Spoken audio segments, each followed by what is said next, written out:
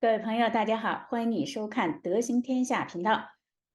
我是 Daisy。自从加州要征收长期护理税这个消息爆出以后呢，很多的朋友都在寻求豁免的途径，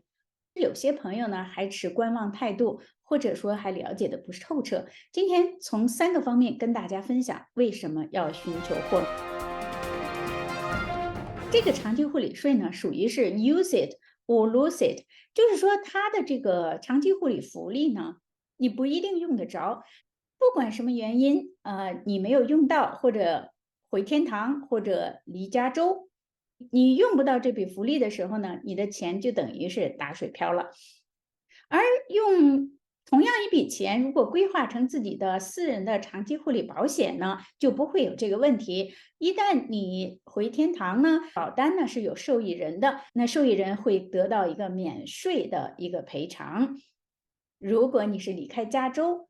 保险呢是跟着你的，还是可以用到这个福利的。第二，这个税呢是不划算的。特别是对3种人不划算。第一种人呢，就是你的收入偏高。你说多少的收入算高？在加州，特别是旧金山湾区的大部分朋友可能都算高的，因为呢，基本上按照，比如说，如果你是一个30岁的年轻人，如果你的是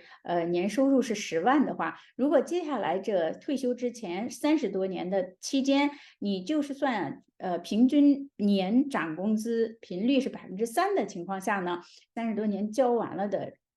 这个税呢，基本上跟你拿到的这个36500的这个福利刚刚是持平的。但是只要你超过10万，可能就是你拿到的福利呢，比你交的钱还少。第二呢，就是年轻人，因为年轻人呢，你将来这个收入呢，可能会比现在想象的要多得多，接下来还有好几十年的时间。第三呢，就是身体健康的人。身体健康的人相对于身体不太健康的人呢，如果你私人定制一个长期护理保险呢，所花的钱是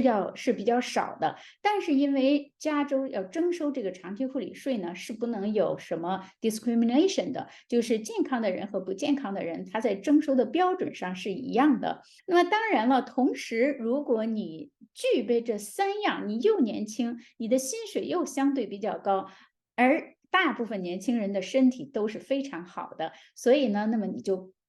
更不划算。好，第三，它不能解决长期护理的问题。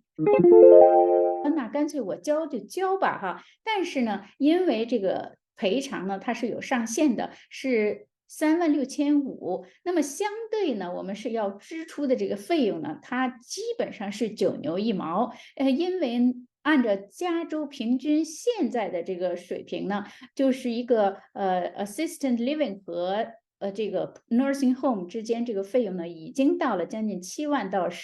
快13万这么一个区间。那么更何况，如果20年之后呢，整个这个数据就要翻番。那么你想，每一年都要有20多万的需求的话，如果只赔偿3万多的话，只 cover 了几个月，用同样一笔钱，私人定制的这个长期护理保险呢，它的从福利的角度呢，可能要高5、6倍，甚至7、8倍啊。越年轻，这个比例呢就差的越大。那当然了，这些都是一个预计。那每一位朋友的拿到的福利到底是政府赔偿的多少倍呢？取决于我们的年龄、身体状况。想了解自己的一个具体的数据，也可以和我联系。